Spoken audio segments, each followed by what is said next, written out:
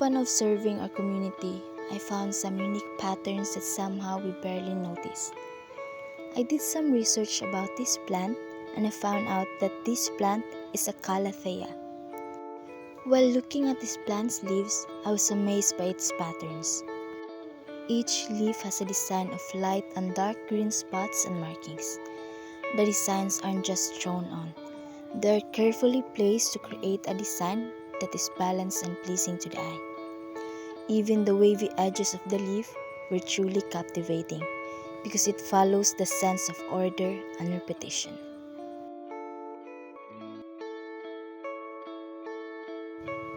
The next one is a papaya tree.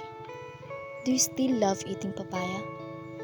At some point in your life, have you ever noticed the pattern of its tree?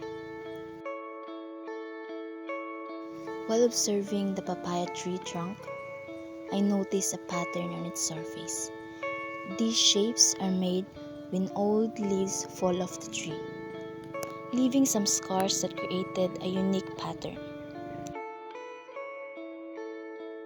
As the tree grew taller, it kept adding new leaves in the same position, which created this repetitive design.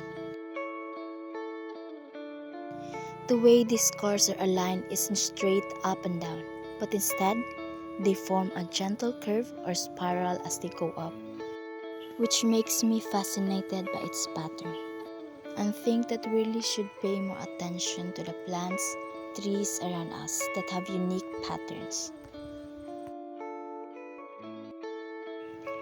And the last one is this plant.